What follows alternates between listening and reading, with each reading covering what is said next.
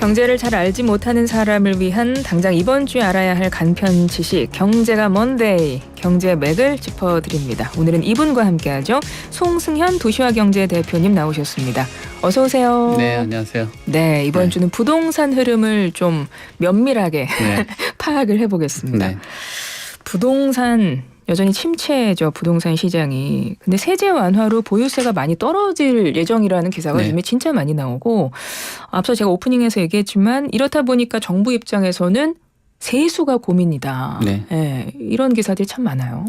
참 이 가게하고 정부는 이 풍선이 서로 미루는 것 같아요. 이쪽으로 밀면은 가게한테 좀 이득인 것 같고 또 이쪽으로 밀면은 또 이제 정부한테 이득인 것 같아요. 그러니까 집값이 오르고 보유세를 많이 거두면 정부는 넉넉한 돈을 가지고 하고 싶은 거 다 할 수 있잖아요. 그렇죠. 그렇죠. 근데 보유세를 많이 내는 그 어떤 집주인이라든지 주택 소유자 같은 경우는 지금 소비는 계속 올라가고 있는 상황이죠. 거기에 세금까지 낸다라고 하면은 본인 주머니는 이제 힘든 거예요.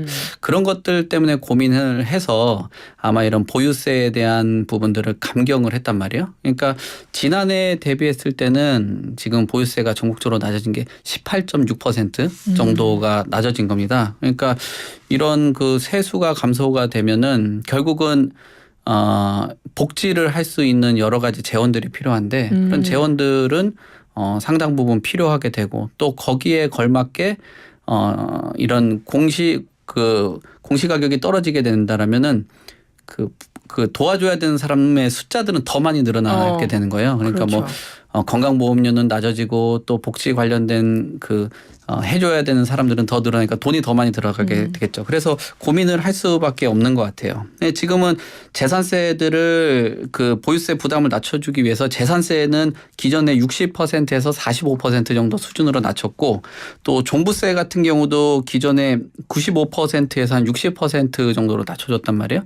그러니까 소위 잘 살고 부자 동네일수록 그 율은 어떨지 모르겠지만 감액되는 금액 자체들은 굉장히 커지고요. 그다음에 여기 인근 지역에 있는 마포 레미안 푸르지오라는 아파트 단지가 있어요. 거기 같은 경우는 기존만 해도 사실 강남 외쪽으로 마용성이라고 불리는 이 마포의 대장 아파트라고 불리는 곳인데 이곳은 이제 보유세를 하나도 내지 않게 되는 거죠. 그래요. 그 큰 단지에서 나오는 그 보유세가 없어진다라는 게 굉장히 크죠. 그래서 고민을 하는 것 같아요. 우리가 이런 것들을 말씀드리면은 좀 전에도 공정시장가액 비율을 조정하는 데 있어서 공정시장가액 비율이라는 걸 조정을 하거든요. 그러니까 실제 그 시장에 있는 가격하고 그 선이 얼만큼 차이가 나느냐. 근데 이것을 로드맵으로 해서 뭐 80에서 85, 90, 95까지 이렇게 계속 올라왔단 말이에요. 근데 지금 금액들을 맞춰주기 위해서 60%까지 저번에 낮췄었는데 이거 낮추다 보니까 80%로 낮춰도 종부세 세수가 5조 7천억 정도 해서 작년 대비했을 때 그 30% 정도가 감소를 하는데 이게 80%가 아니라 60%로 한다라면 이거에 한 몇 배다라는 숫자로 올라갈 수밖에 없는 거죠. 그래서 이 공정시장가액 비율을 60%로 한다라고 물어봤더니 그 추경호 부총리 같은 경우도 사실상 입을 꽉 다물고 있는 게 왜냐면은 그렇게 얘기를 하고 나면은 가게 본인들이 그 정부가 계속적으로 얘기했던 게 어떤 가계의 부담을 낮춰주기 위한 그 종부세에 대한 로드맵을 제시를 했었는데 막상 현실적으로 주택 가격이 조정을 받다 보니까 이런 그 비율이라든지 이런 것들을 상당 부분 하향해서 맞추기는 좀 어렵겠다. 그래서 종부세 부담들은 줄어들었지만 결론은 그 정부에서도 너무 힘들다 보니 이 본인들이 생각했던 것보다 획기적으로 낮추는 데는 어려움을 겪고 있다라고 봐야 될 것 같습니다. 전체적인 흐름을 지금 한 번에 쭉 설명을 해 주신 것 같은데 좀 쉽게 제가 좀 여쭤볼게요. 왜냐하면 너무 어려운 말도 많이 나오고 일단은 세금 들어가면 세금은 일단 어려운 것 같아요. 네. 그래서 보유세가 이제 좀 많이 감소했다라는 거를 그냥 언뜻 쉽게 이렇게 이해가 되거든요. 지금 이 정부에서 여러 가지로 완화를 해주고 있잖아요. 그러다 보니까 이 보유세를 책정하는 어떤 기준을 지금 좀 낮춰준 건가요? 그래서 네. 보유세가 지금 좀 감소되는 건가요? 그렇죠. 뭐 이런 금액 자체가 뭐 주택을 여러 채 갖고 있는 사람들 같은 경우는 그 기본으로 공제하는 금액들이 있거든요. 이런 금액의 공제를 6억에서 이제 9억으로 올려주고 다주택자들, 그리고 1주택을 갖고 있으신 분들은 11억에서 12억으로 올려준단 말이에요. 그럼 그 주택 가격에서 기본적으로 빠지는 금액 자체가 커졌다라는 게 우선적으로 있고요. 그다음에 공정시장 가액 비율이라는 게 시장 안에서 가격선이 있을 거 아니에요. 그런 거에 대해서 뭐 90이다, 80이다, 70이다. 왜냐하면은 약간의 퍼센트를 내놓는 이유가 시장의 가격의 변동이 크다 보면은 완충 역할을 할 수 있는 버퍼 역할을 하는 정도의 갭을 두는 거거든요. 근데 이게 너무 크다 보니까 실제 가격이다. 그다음에 시장에서 뭐 이런 완충 역할을 해주는 가격이 좀 벌어져야 된다라고 하면서 이런 그 공정시장 가액 비율을 계속적으로 실제 가격하고 좁혀왔단 말이에요. 네네. 근데 이런 좁혀왔던 거를 윤석열 정부가 작년에 60% 정도까지 낮춰주다 보니까 시장하고 가격에 대한 괴리감들이 커져 있는 그런 상황인데, 제가 볼 때는 이랬던 것 같아요. 자신감이 좀 있다 보니까 주택가격이 연착륙하는 그런 자신감을 가지면은 그 떨어진 가격에다 한 60% 곱하면은 그래도 예년보다 한 2021년 뭐 2020년 그 정도 수준이 되지 않을까라고 예상을 하고 세수를 확보하고 이런 시뮬레이션을 돌려봤을 텐데, 최근 대외 변수라고 하는 그 금리 인상이 가파르게 인상했잖아요. 네네. 네, 작년 7월부터 2% 넘고 나서부터는 주택의 거래량도 빠지다 보니까 뭐 양도세라든지 이런 것들도 상당 부분 거쳐지지 못했단 말이에요. 뭐 취득세도 마찬가지고, 거기에다 실거래가 지수로 보면 작년에 마이너스 22% 정도가 떨어졌다 보니까 뭐 예를 들면 10억짜리가 지금 그 지역들마다 다르겠지만 최고 고점 대비했을 때 40% 빠진 곳들, 30% 빠진 곳들이라고 하면 10억짜리가 6억짜리 7억 된 거 아니에요. 그러면은 예전엔 10억을 계산하고 80%로 하면은 8억인데 지금 10억을 계산하고 60%로 해도 6억인데, 근데 이 10억짜리가 6억이 되면 66에 36 뭐 이렇게 네. 하면 완전히 엄청나게 떨어진 거잖아요. 그러니까 세수가 생각했던 것보다 소위 말하는 과격하게 좀 떨어졌고, 저번 그 작년 같은 경우만 하면 과격하게 인상됐다 보니까 이 상승한 거하고 하락한 것까지 보면은 그 격차가 거의 한 30에서 한 40% 정도 차이가 나다 보니까 뭐 집주인들이나 집을 여러 채 갖고 있는 사람들은 안도의 한숨을 쉬는 방면에 뭐 정부 같은 경우는 이거 큰일 났다. 이거 도와줄 사람들은 점점 이렇게 늘어나는데 돈은 말라가고, 지금 그다음에 주택가격이 추가적으로 또 조정이 되면 내년에는 또 어떻게 하냐 하면서 계산기를 이제 지속 가능한 그 계산기를 자꾸 돌릴 수밖에 없는 그런 환경이라고 봐야 될 것 같아요. 그러니까 쉽게 정리하면 이거군요. 그러니까 지금 이 정부에서 부동산 규제를 많이 완화하면서 그러니까 보유세 부담도 이제 줄이는 거를 원래 목표로 갖고 있었어요. 정부 자체에서. 네. 그래서 이제 그걸 그대로 정부에서 시뮬레이션 한 대로 예측을 하고 이제 보유세 부담을 확 낮춰준 건데, 네. 지금 생각보다 훨씬 세수가 안 들어오는 게 이제 눈으로 보이니까 어떡하지라고 이제 고민이 커졌다는 거잖아요. 그렇죠. 그렇다면 정부가 처음에 예상했던 그 예상치와 지금 실제 보유세 부담을 딱 완화했더니 세수가 조금 이거 걱정인데 라고 하게 된 그 갭이 생긴 이유는 아까 잠깐 흘려 말씀하셨는데 집값의 영향이요? 집값이 많이 떨어져서 그런 거예요? 그렇죠. 집값이 많이 그러니까 떨어진 대외 거죠. 변수라는 게 지금 중요하게 작용하고 있다는 그렇죠. 거죠? 그래서 지금 비판도 많고 한 이유 자체가, 이거는 뭐 주택 가격이 내 세금이 적게 나가서 좋긴 한데 또는 그 운영하는 복지를 담당하는 사람들 입장에서 봤을 때도 뭐 혜택을 받는 사람들도 이거는 굉장히 긍정적이다라고 봤는데, 이게 정부 정책보다는 대외적인 변수가 컸다라는 거예요. 그 금리에 대한 변수라든지. 그러니까 보유세 인하로 인한 세수 감소의 우려가 큰 이유가,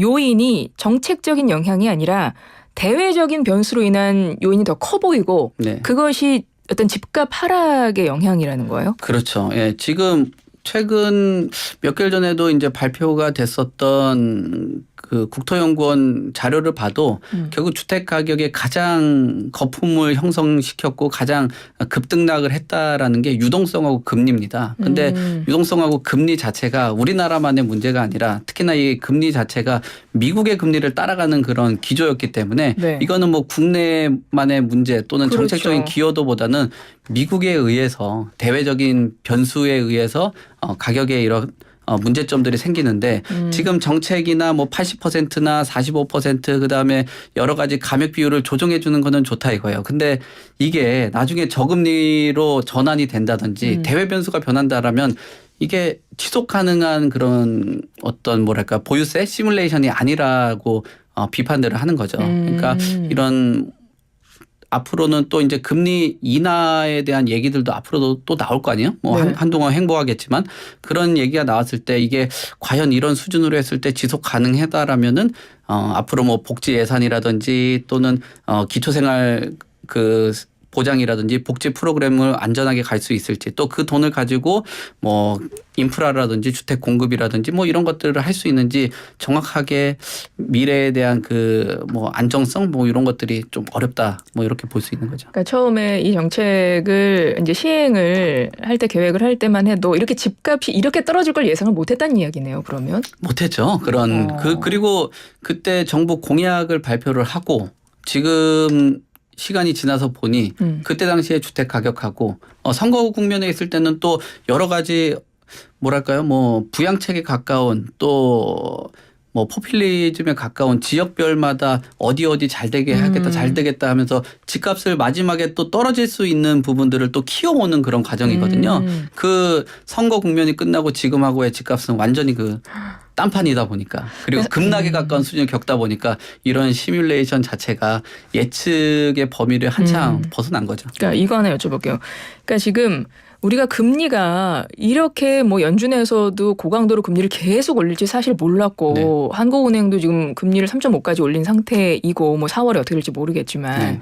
그래서 금리 이건 뭐 전체적인 뭐 국제 경제에도 같은 흐름으로 지금 움직이고 있기 때문에 네. 그러니까 뭐 미국이나 이런 데서도 지금 은행들 막 파산하고 이런 상황을 아무도 예측을 못했던 네. 것처럼 네. 우리도 지금 같은 영향으로 인하여 부동산 시장이 이렇게 된 건데 그래서 정부가 생각했던 어떤 세금 완화 부분도 생각했던 것과 약간 다른 방향으로 지금 가는 그런 느낌을 갖고 있는 것 같은데 금리가 또 중요한 내용 같습니다.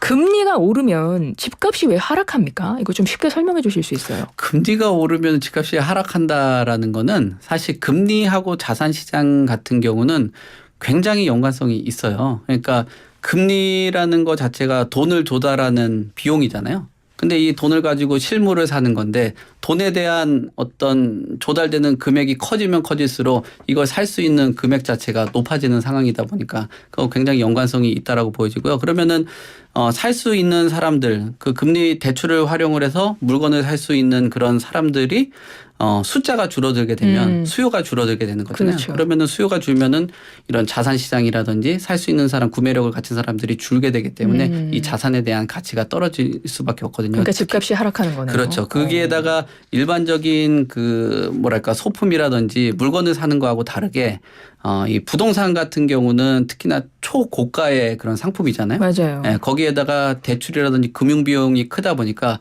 그 빌린 돈에다가 금리를 곱하게 된다라면은 일반적으로 살 수 있는 그런 소모품하고는 전혀 다르게 되고 또 내가 급여를 받고 나가서 지출되는 비용이 크다 보니까 여기서 이제 여력이 떨어지게 되면은 그렇죠. 매각을 할 수밖에 없는 그런 상황까지 이어지는 거죠. 그러니까 이게 뭐 대출 이자도 높아진 이유도 있고 실질적으로 금리가 오르니까 모든 그 나의 지출이 모든 게 다 많아져 버리니까 나의 여력도 없어지는 것이고 그러다 보니 이제 집의 가치가 예전만 하지 못하니까 집값이 떨어지고 있는. 이런 상황인 거네요. 그렇죠. 거기에다가 또 이런 금리가 인상이 되면은 전체적으로 이렇게 소비를 줄이다 보니까 경기에 대한 침체 우려까지 있거든요. 그렇죠. 그러면 경기 침체 이뤄지면은 소비가 더 줄어드는 상황에서 그럼 뭐 물건값이라든지 이런 것들이 오른다면은 집값 나가고 내가 사 먹는 값 오르고 또 그 교통비 오르고 하면은 집을 살 수 있는 여력까지도 소멸이 되다 보니까 이런 것들은 더 연쇄적으로 더 큰 일들이 일어날 수밖에 없죠. 실제 여력도 없어지고 심리도 위축될 것 같아요. 그렇죠. 네. 그래서 집값이 정부가 생각한 것 이상으로 지금 떨어졌고 그 상황에서 뭐 세금을 보유세 같은 거 인하해 주었다는 그 영향이 처음에 이 정책을 펼쳤을 때 생각했던 그 목표랑 지금 다른 방향으로 지금 가고 있어서 정부도 좀 고민이 크겠구나. 지금 이런 상황인 거네요. 네, 그럴 수밖에 없을 것 같습니다. 왜냐하면은 돈을 가지고 이런 뭐 힘드신 분들이나 앞으로의 비전 제시를 해야 되는데 돈이 없다 보니까 이제는 돈 없다고 솔직하게 말하는 그런 시기가 또 도래할 수도 있겠다라는 생각도 드네요. 근데 지금 뭐 이제 연준에서도 이제 거의 뭐 최종금리를 좀 앞두고 있는 상황인 거잖아요. 네. 그러면 향후 이제 금리가 더 많이 오르지 않을 거라는 어떤 기대감으로 집값에 영향은 있지 않을까요? 오른다거나. 뭐 점도표를 보면은 거의 5% 안에서 뭐 이제 움직이는 그 정도 선이라고 보는데 거의 도달을 했다라고는 볼 수 있잖아요. 근데 우리가 지금까지도 이렇게 급격하게 뭐 자이언트 스텝이라는 금리 인상을 경험하지 못했듯이 또 새로운 변수들이 최근 들어서 찾아오고 있잖아요. 뭐 어떤 그 금융에 대한 부실이라든지 또는 은행권에 지금 전 세계적으로 계속적으로 파산에 가까운 그런 수준들을 겪고 있다 보니까 또 급격하게 또 인하할 가능성도 있다라고는 보여집니다. 하지만 우리가 참 이게 주택 가격하고 부동산 가격하고도 참 재밌는 게 예전에도 그렇게 은행들이 도산을 하고 파산을 했을 때 장기간 그 침체 국면을 맞이했거든요. 왜냐하면 아까도 말씀드린 것처럼 주택 가격하고 금융하고 연동이 되고 대출하고 이자하고 연쇄적으로 이어지다 보니까 또 그 개발 과정 안에서 PF를 조달하는 이금융권이나 새마을금고까지도 이어지다 보니까 이런 곳에서 또 문제가 생긴다라고 하면은 주택을 살 수 있는 뭐랄까 아까 말씀하신 심리 이런 금리 외적으로 심리에도 위축을 줄 수 있기 때문에 아무래도 뭐 집을 사는 거에 대해서 좀 겁을 내지 않을까. 그리고 내가 산 집이 또는 뭐 분양받았다든지 청약을 받았던 단지에 이런 것들의 뭐랄까요 사업장이 완전히 책임 준공까지 이어질 수 있을까 이런 우려들도 있을 수가 있겠죠. 네. 그렇군요. 그래서 지금 보유세 인하로 인한 정부의 세수 고민 이거는 지금 확실히 그 이후에 어떤 대책이나 이런 게 나온 건 없죠. 지금 대책이 나오고 있는 게 아까도 말씀드린 것처럼 공정시장가액 비율을 작년에 60% 했는데 이거 60%로 유지를 했다가는 정말 힘들 것 같아요. 그래서 지금 80% 정도로 그러니까 2008년부터 2018년 정도가 공정시장가액 비율이 한 80% 정도 유지를 했거든요. 그럼 그 정도 수준으로 맞춰야지만 조금 줄어든 그 세금을 가지고 운영을 할 수 있지 60% 정도로 맞추는 거는 어렵지 않나. 그래서 이 부분에 대해서 지금 굉장히 논의를 하고 있는 것으로 알고 있습니다. 그렇군요. 자, 이번에는 이달 말에 좀 규제 완화되는 부분이 있어서 요거 한번 또 짚어볼게요. 이제 전매 제한 기간 축소되는 부분인데요. 이달 말부터 수도권에서 최대 10년인 전매 제한 기간이 3년으로 대폭 줄어듭니다. 또 비수도권 전매 제한 기간은 최대 4년에서 1년으로 축소된다 그래요. 이거는 뭐 어떤 영향을 기대를 하고 완화를 한 부분일까요?